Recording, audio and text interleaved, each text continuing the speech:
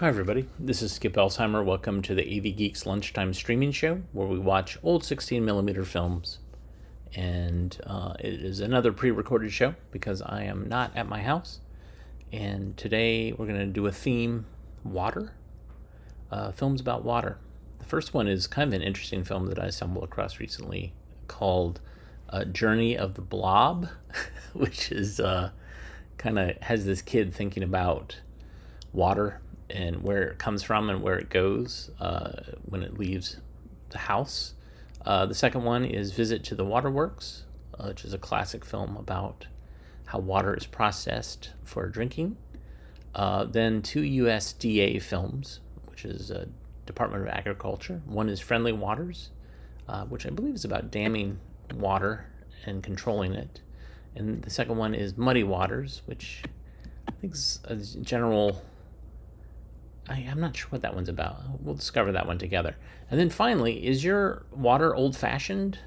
This film is made to sell water softeners and talks about how basically this housewife discovers that her water is indeed old-fashioned and it is ruining her life, and discovers a way to take care of that.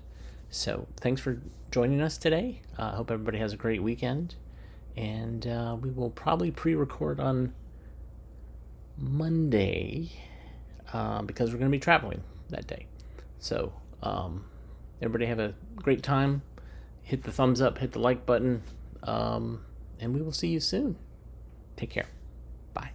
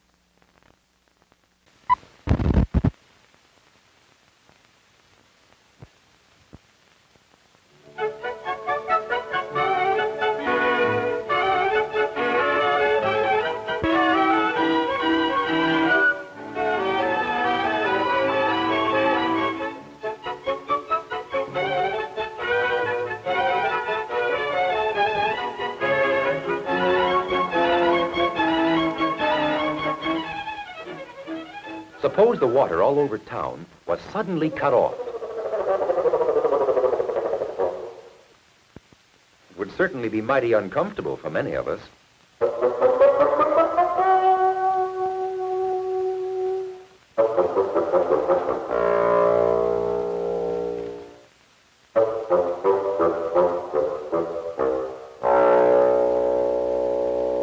What's more, we'd have a real problem in getting safe water to drink.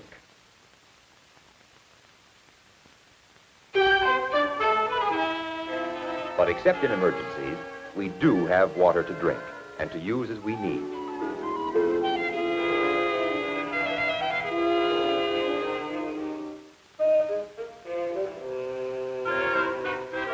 All the water for our daily needs comes from a waterworks. Let's go along on a visit to the waterworks and see what goes on. Mr. Burke, the superintendent, likes to have visitors come to his plant. His plant gets its water from a lake, and that's where our visit starts. We're lucky. We have this big lake to supply our water. We run long pipes way out into the lake. What about towns that aren't on a lake? Well, every town must make use of the best water supply available. Some towns dig deep wells. And these very deep wells are called artesian wells.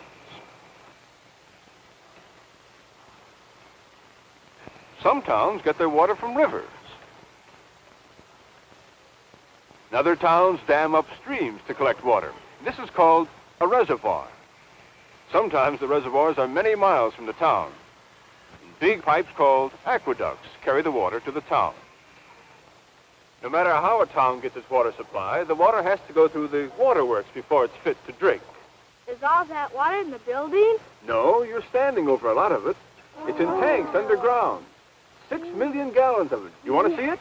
Yeah. Well, come on, let's go. Many waterworks have their tanks above ground, but this plant has found it more convenient to store the water underground. All right, here we are. Now, let's wait till I open this up for you. There we are. Ah.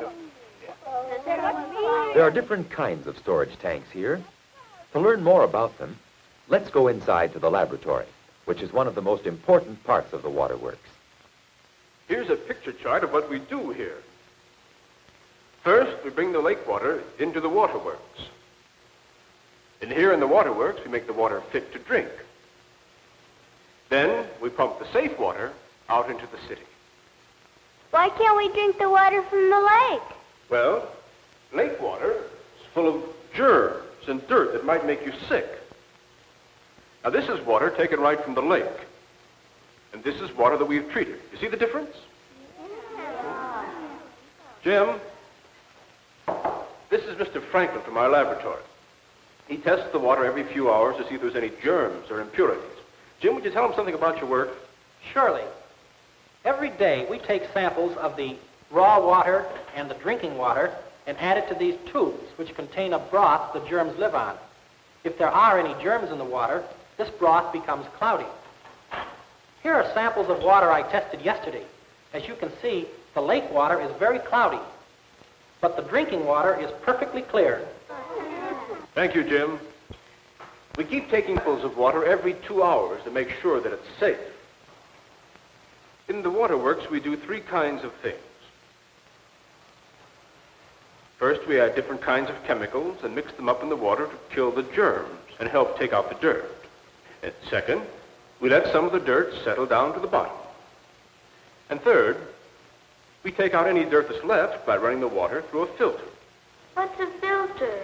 But I'll show you one in a little while. But first, come along with me. And we'll take this picture with us.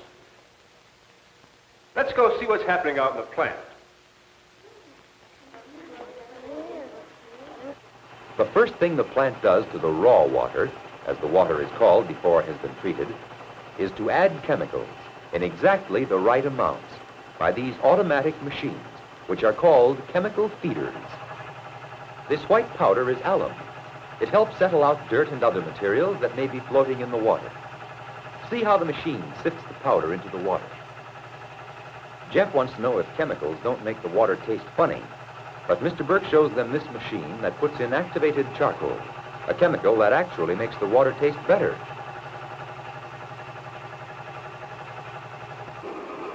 In a room above the chemical feeders, a worker refills the machines with bags of chemicals. He wears a mask to keep from breathing the dust. These chemicals go into so much water that there's only a tiny bit in each gallon. Each feeder has a horn and a red light as a danger signal. This signal means that the feeder needs adjusting. This yellow liquid inside the glass is chlorine, which is carefully fed into the water through this machine. Mr. Burke explains that chlorine kills whatever germs may be in the water. But Lucille doesn't see any water. She wants to know where it is. Mr. Burke explains the building is standing over big water tanks, right under the floor. Big paddle wheels keep turning in some of the tanks, called mixing tanks. They stir the chemicals into the water. After the chemicals have been stirred up in the mixing tanks, the water goes to other tanks called settling tanks. There the alum has a chance to settle out some of the dirt. Then the water goes to the filtering tanks, and that's one of the most interesting sights in the Waterworks.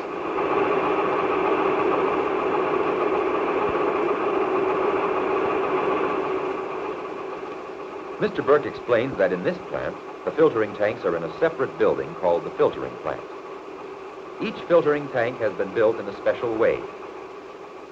If you could see underneath the water, you'd find layers of sand and gravel. The water slowly drips through, and the sand and gravel catch the dirt and other materials so that the water comes out past these tile blocks crystal clear. And that's the answer to Bob's question about filters. The filters are kept clean by washing them. Does that sound odd? Well, this is how it's done. First, the tank is opened so that all the water already in it is slowly drained out.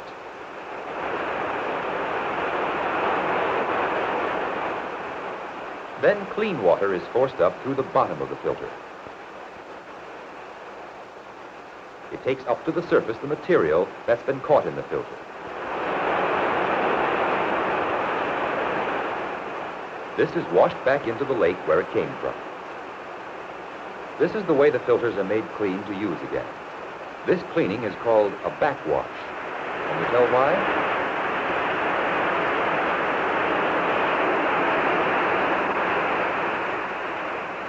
The last job that the Waterworks does in the plant is to pump the clean, safe water out to the town.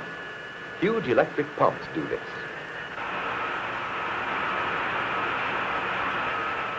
Workers in the plant have many gauges to let them know just how much water is going out. Big gasoline motors can take over if an electric motor should break down.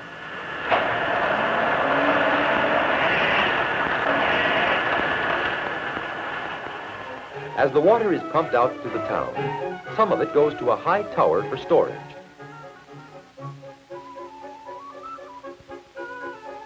The water goes to the tower and to other places where it is needed through large underground pipes called mains. From these mains, the water goes in small underground pipes to houses and to all the places where water is used.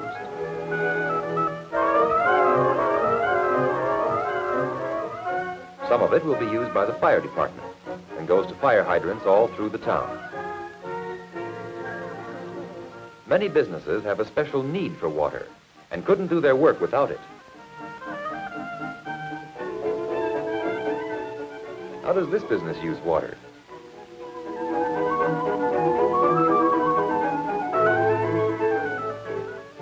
And this big street sweeper gets its water from the fire hydrants. But however water is used in this town, it is all clean and safe because it comes from the Waterworks.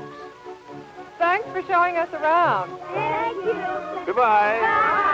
Bye. Gee, I'm thirsty. Well, let's get some water right from the Waterworks. I'm in. So I'm out. Come on.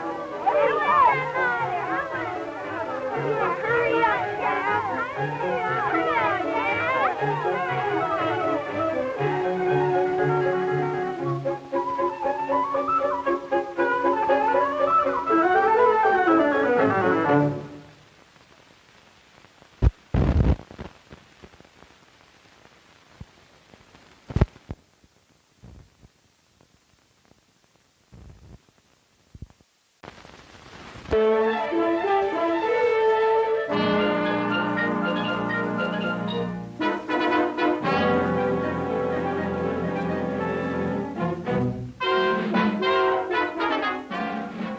storm clouds billowing up over the southwest brought an end to its worst recorded drought. For 77 months, the land had been dry, much too dry, and the crops had failed. Now the people of Texas and Oklahoma were getting the rains they had prayed for, rains that would soak into the soil and fill the streams, rains that would replenish the almost dry reservoirs. The rains came, but they did not stop when the ground was saturated and the streams were full. The waters raced to the rivers, and they were filled. And the waters crept over the banks and flooded the lands.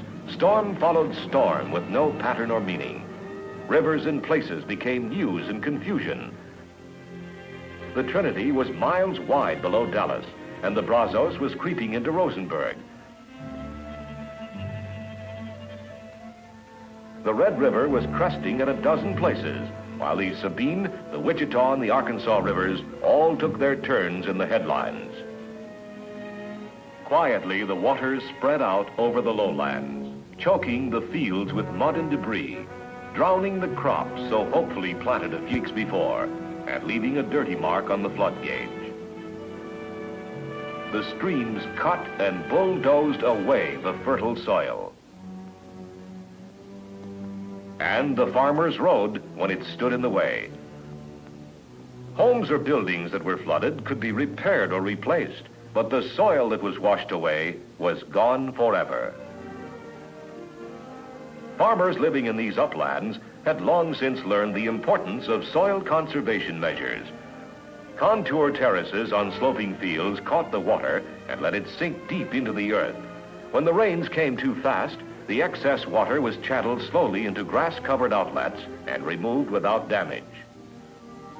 Orchards, too, had been planted across the slopes in a strip cropping pattern to resist the erosive action of the rains and hold the beneficial moisture in the soil. Land treatment is the first step, but for watershed protection, more had to be done. Streams had to be controlled. Farmers working through their soil conservation districts organized watershed associations that were able to raise money, get easements and rights of way. Then, with the technical help of the United States Soil Conservation Service, they built many dams on the tributary streams. Small dams designed to catch and break the crest of floodwaters that gathered in their drainage areas. These dams had waited, some a long time, for the floods that were sure to come. This dam, photographed during the height of the flood, shows how such structures operate to protect the emergency spillway is on the left. In the center, below the embankment, you can see the outlet. Floodwaters have been brought under control and have formed a quiet lake behind the dam. The emergency spillway is an important safety device. For sometimes, high-intensity come with such frequency that the dam has not had time to discharge the water it previously caught. The extra flow could wash out the embankment if the emergency spillway were not able to pass it safely around the dam. The water bubbling out below the dam is from the drawdown or outlet tube. This is a pipe built through the base of the dam, water, even as the dam is filling. It's similar to the drain in a bathtub. No dam holds a large amount of water. They average about 1,000 acre-feet, which is to say, 1,000 acres of water 1 foot deep, or the equivalent. The embankment is spread in layers and compacted into a tight, solid mass with rollers. It protects the dam from surface erosion.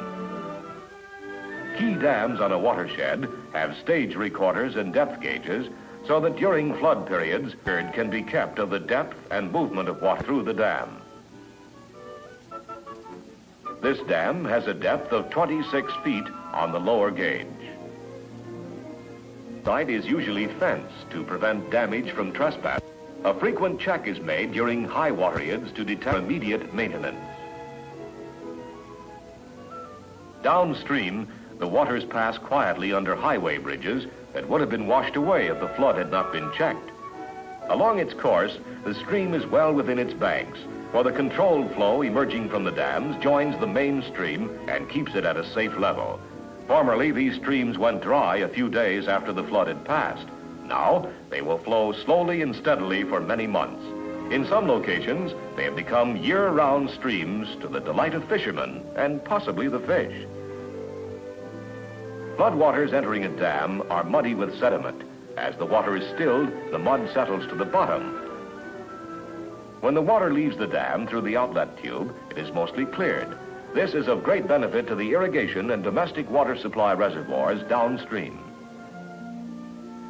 The storms that hit the Southwest brought death and tragedy to many people and destruction to the land.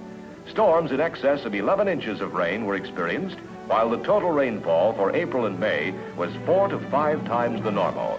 The small watershed dams were tested with a severity that not even the engineers had expected. Some spilled over their emergency outlets as many as 6 times before the weather settled down. Yet, in those watersheds where all the needed dams had been built, where the floodwaters had been tamed, the farmers were proud and happy. One farmer who sat idly fishing because his fields were too wet to work put it this way: "This dam is the best thing that ever happened to our little valley."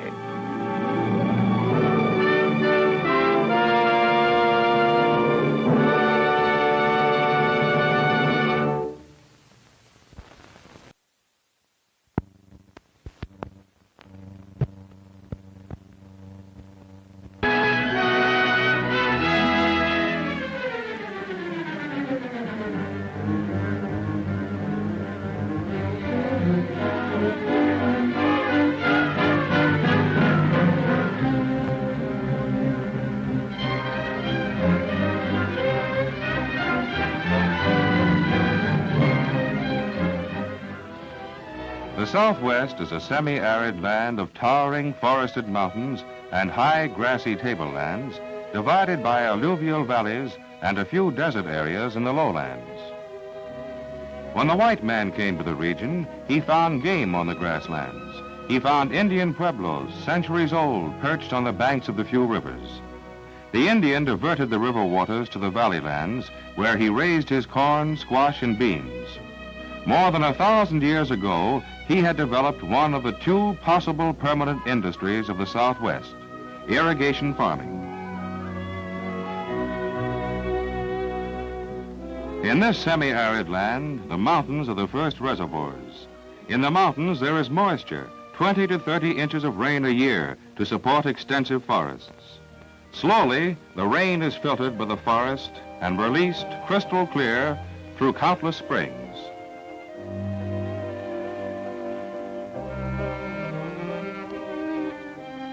In the winter, snow piles up. In the spring and early summer, it melts, moves in even flowing streams from the mountains to the rivers below.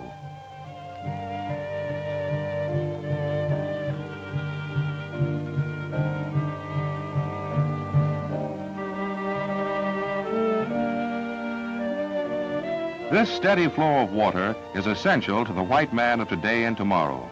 The white man built into a vast industry the simple irrigation farming that was started by the Indian.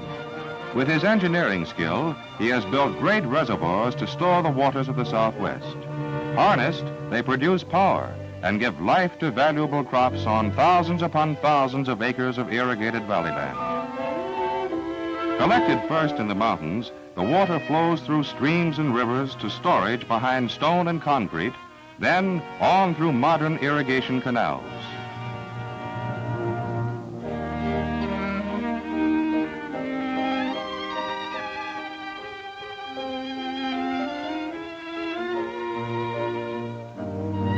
In the desert, it turns cactus land into orange groves, productive farms, and thriving cities.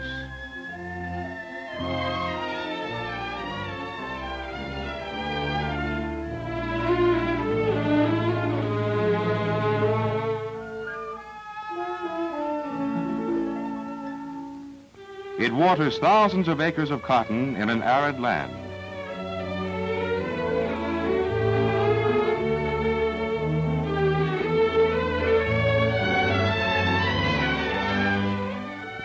It grows desert lettuce, truck crops, date palms brought over from Arabia.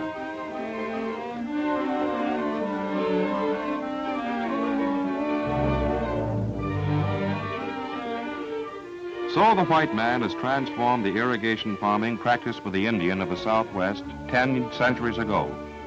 But to the Southwest, he brought the other possible permanent industry of the region. He brought cattle and sheep, goats and horses. Gradually, over all the grassland and forest of the country, stock increased and spread. They harvested the grass from millions of acres, and in the summer grazed even the highest mountain areas where rich meadows are watered by the snow and rain. Stock gave to the grass country new meaning because stock meant beef and mutton, wool and blankets for the market.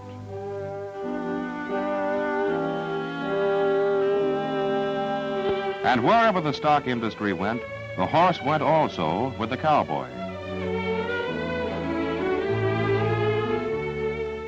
To the southwest, then, the white man brought transition. His giant dams and reservoirs have turned arid valleys to productive use, transformed the patchwork farming of the Indian into a vast agricultural enterprise. His stock supplies the markets of the world, but the transition also created new problems.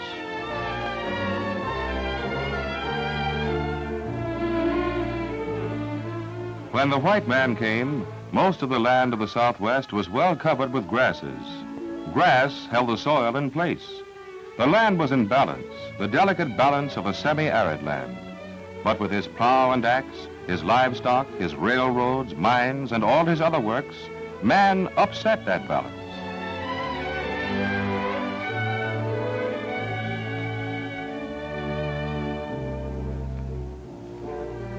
Where once the grass was belly-high to a horse, deepening arroyos grew.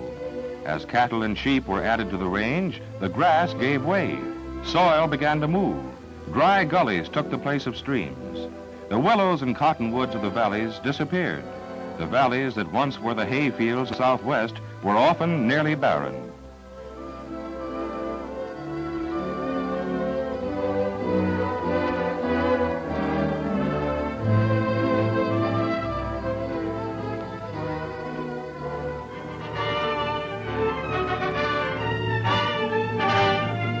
Then it was that southwestern rivers ran muddy with the color of soil no longer anchored for the grass. Floods became larger and more frequent. Turgid waters tore apart the farmlands of the middle valleys, hundreds upon hundreds of acres every year.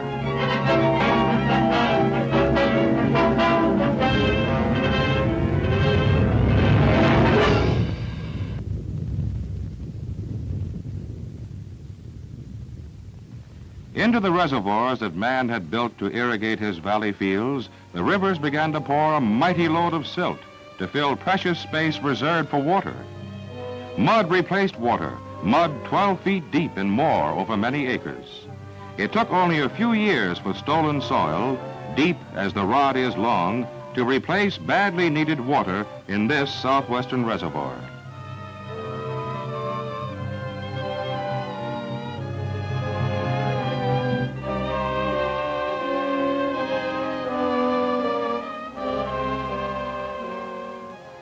Forests in the mountains will ensure a continued supply of water for the Southwest. Grass on the range will anchor the soil, keep water clear as it moves from the mountains, through the valleys to the rivers. The stock industry is based on grass, irrigation farming on great reservoirs. Grass is the permanent guarantee of both these industries of the Southwest. It will feed the cattle and sheep of the stockman and protect the great reservoirs on which irrigation farming depends. The future of the Southwest lies in covered watersheds.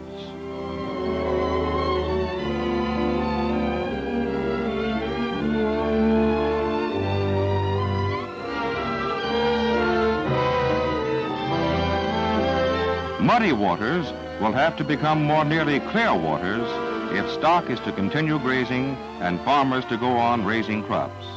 Now, each year, more and more farmers and ranchers are joining together in soil conservation districts to meet this challenge. And today, a new balance is being established to replace that which the white man found and disturbed such a short time ago.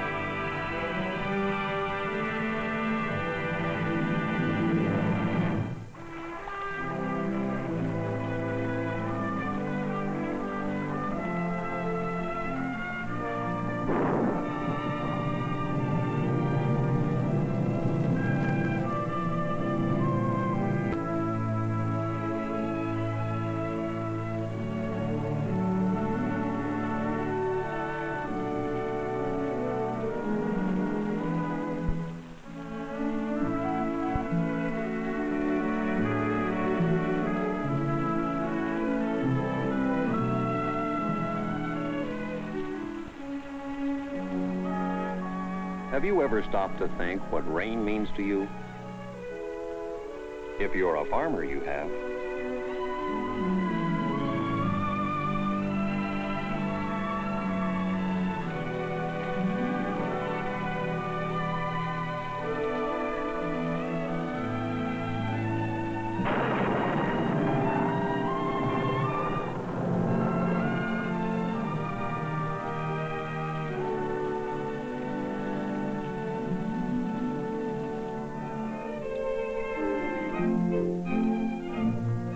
And if you're a weatherman, you have.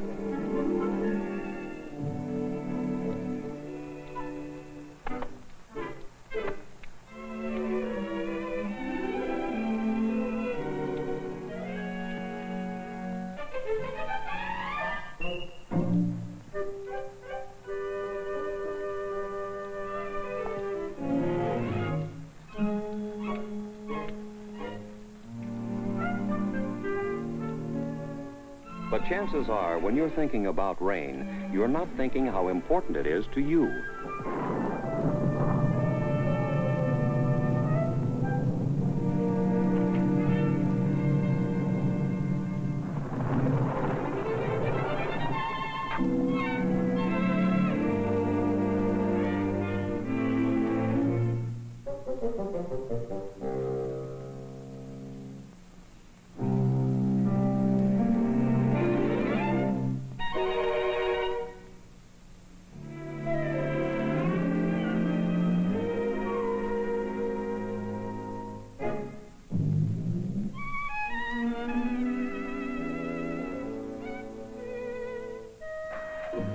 It's easy for all of us to forget that rain is so important, that rain is water, and without water, nothing could live.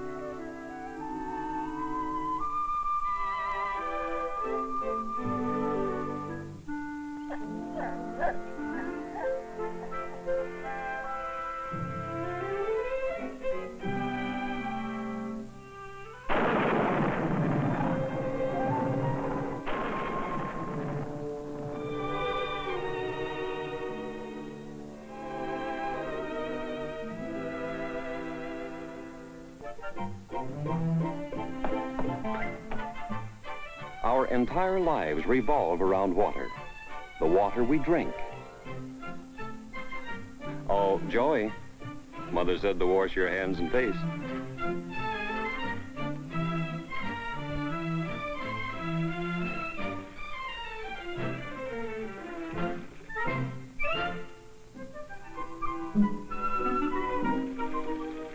Yes, the water we wash with.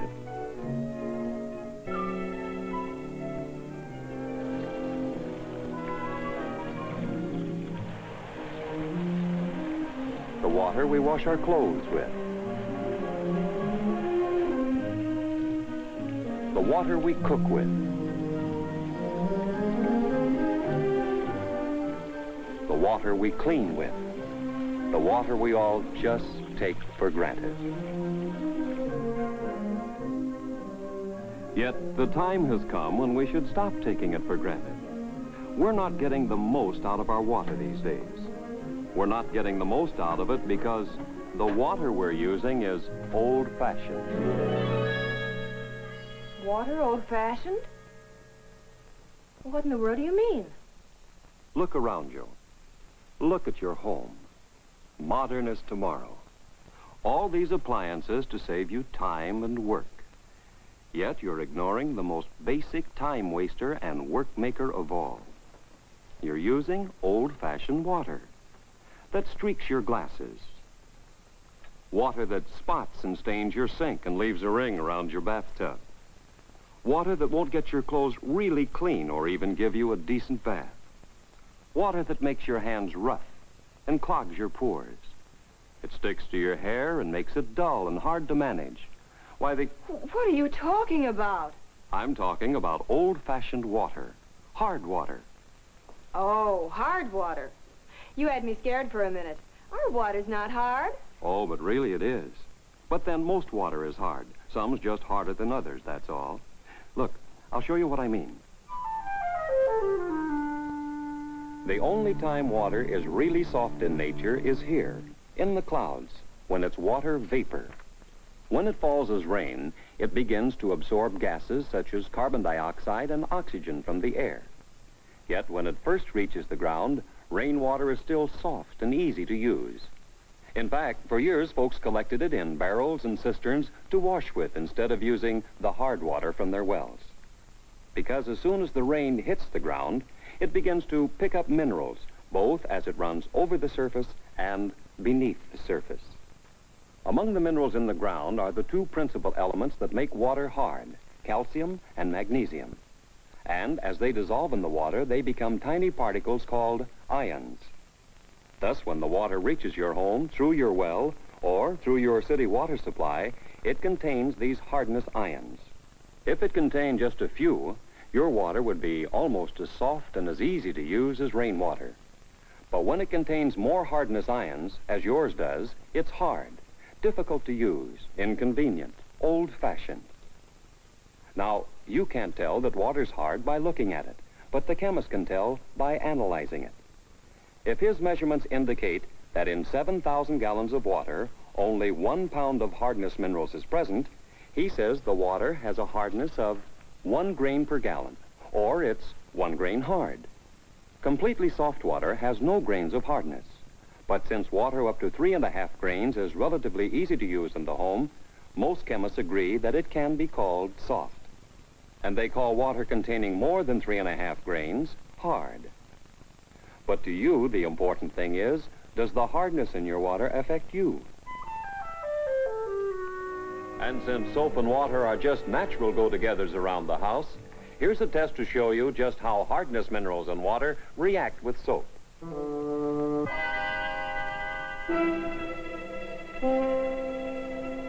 First, put a small amount of pure soap in the bottle of soft water and shake it.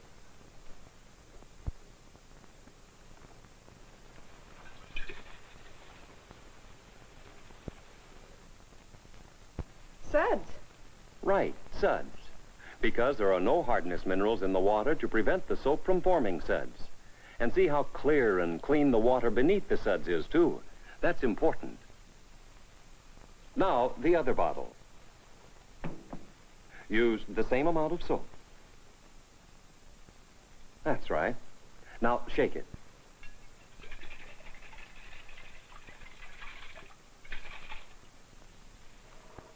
Well, what do you know? Is that the way hard water acts with soap? Yep, that's it. See how milky the water is? That's because the soap has combined with the hardness minerals to form a soap curd. And since the curd makes dirt stick to everything, you can imagine how much harder it is to get clothes or yourself really clean. I guess it would be hard to get almost anything clean with that. Do your clothes get clean when you wash them? Well, of course they do. I have a brand new automatic washing machine, and it just works. I'm afraid you're not giving your new washer a chance to do its best job for you. What do you mean? The bottle labeled hard water was filled from your faucet. The very same water you thought was soft. You're kidding. No, I'm not kidding. But don't be so upset. Most people use water that acts the same way. In fact, the water in 85% of this country is hard. In many places, it's harder than yours. And those people are battling curd all the time. They can't help but know they have a problem, especially today when people are using more water than ever before. Why, in many places, entire cities have installed municipal hardness reduction plants. Yet this is only a start in the right direction. You see, hardness reduction plants just can't completely soften all the water a city uses economically. So usually they merely reduce the hardness of the water to about 5 to 8 grains. And that's a big help in areas where the water is naturally 20, 30, or even more grains hard. But 5 to 8 grain water in your home is still hard enough to rob you of the benefits of truly soft water, even though an entire industry has been developed to provide you with modern washing compounds that make suds in hard water. Yet in spite of these modern compounds, you're cheating yourself by using old-fashioned water. Cheating myself? Exactly. Let's take a look at your washing machine. As long as you're about to wash these clothes anyway, I can show you what I mean.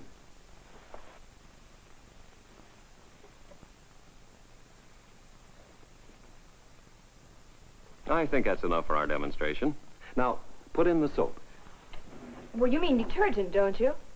I can't use soap in this machine. The man plainly said that You see, that's one way you're cheating yourself. It's not your machine, it's your water that soap won't work in. Yet, many home economists agree that soap is one of the best and least expensive cleaning agents there is. And it's easy on clothes and on your hands, too. You have to use synthetic detergents, Syndets, usually just called detergents. Yet if you had soft water, you could use soap or detergents. Well, let's suppose you have soft water in your washer. When you put soap in, the tiny particles go to work on the dirty fabrics immediately. They break up the dirt, surround it, and float it away. Then the fresh, soft, rinse water washes all the particles away, leaving your clothes fresh and really clean.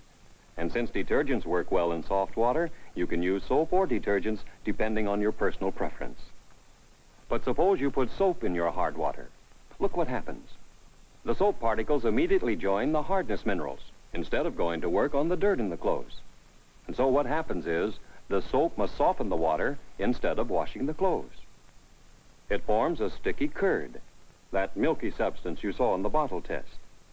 The soap and hardness particles cling to the sides of the tub, or still worse, stick to the cloth. The curd can't remove dirt. In fact, it actually holds dirt in the clothes. So you have to add more soap. It's only after all the hardness ions have been dealt with that the extra soap can start to wash. But by now, the sticky curd is all over everything. And furthermore, your rinse water is hard too. So it reacts with the soap that's left in the clothes and tub and forms more hardness curd. The rinsing action flushes out the suspended particles, but much of the curd stays behind on the tub, or more important, spread all over your clothes. Besides, curd can keep your starch from penetrating evenly, and the curd can cause annoying irritations when it comes in contact with tender skin. Did your little boy ever have a diaper rash when he was a baby? Why, yes, he did. You don't suppose that Might have been. In water as hard as yours, you'd never get clothes really clean. Oh, now I remember. That must be the reason this came with a washing machine. Yes, some blanket softeners do a good job of softening wash water. But remember, it's pretty inconvenient to soften rinse water in automatic washers. And a soft water rinse is just as important to a really clean wash as soft wash water. Well, then let's get back to my detergent. It doesn't give me any trouble. That's right, it doesn't. Because detergents were developed for hard water, and they do a good job. But hard water won't let them do as much as they're capable of doing. Here, I'll show you. Detergents aren't bothered by water hardness at first. They go right to work on the dirt, breaking it up and floating it away.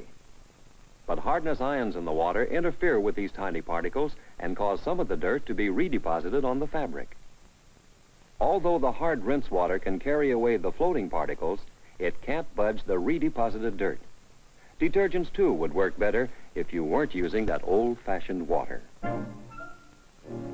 It eventually causes white clothes to discolor, even though most detergents contain artificial whiteners. And it causes colored fabrics to lose their brilliance.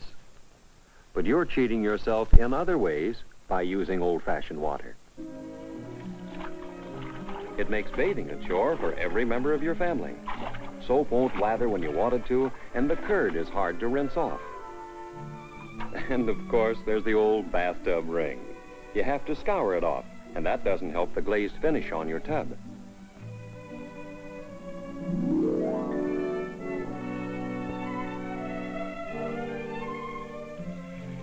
And if all that sticky film stays on the tub, think of your skin when you wash your face.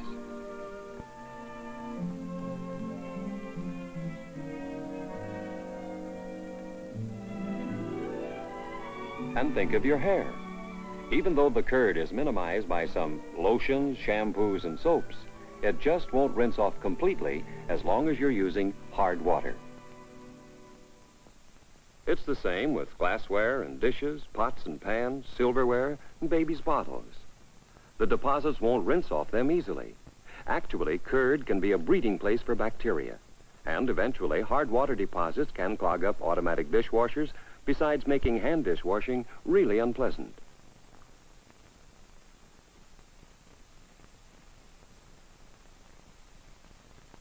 Some vegetables are shriveled, toughened. They actually act as water softeners, absorbing the hardness minerals right out of the water.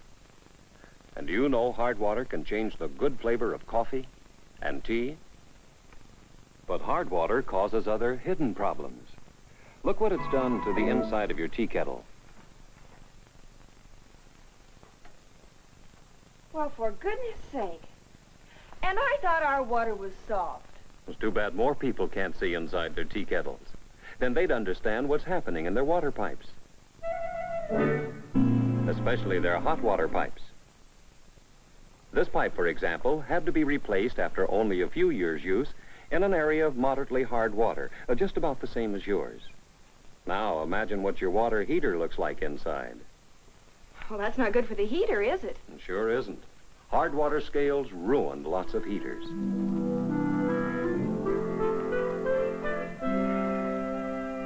And besides that, it costs more to heat the water through all the scale.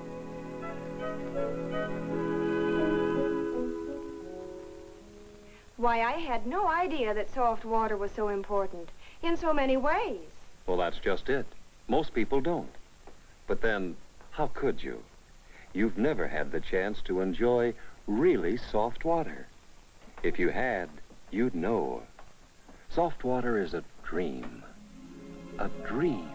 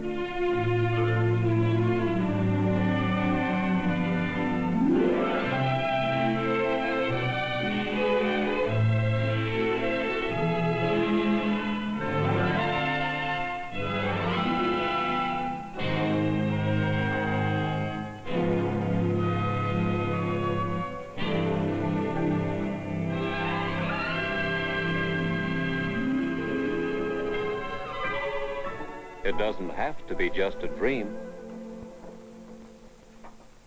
It doesn't? Not anymore. There's a way to take the hardness minerals right out of the water in your home with these tiny beads of high-capacity resin. Already at work in hundreds of city hardness reduction plants, high-capacity resins are now available for home water softening equipment.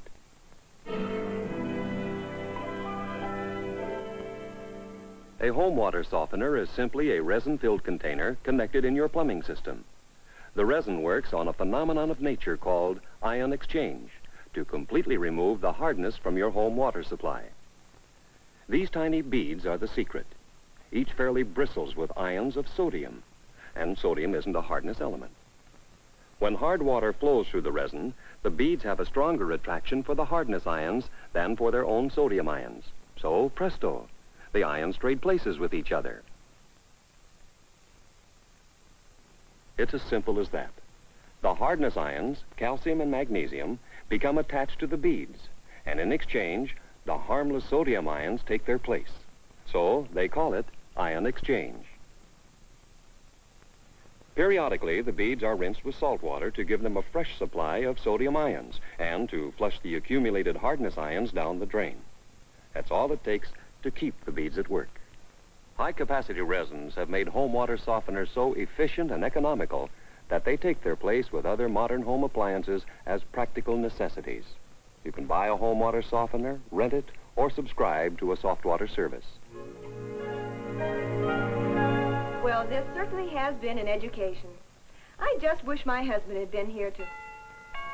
Oh, excuse me. There he is now. Honey, I've just been hearing about the... You lucky man, you. You've just had a soft water rinse.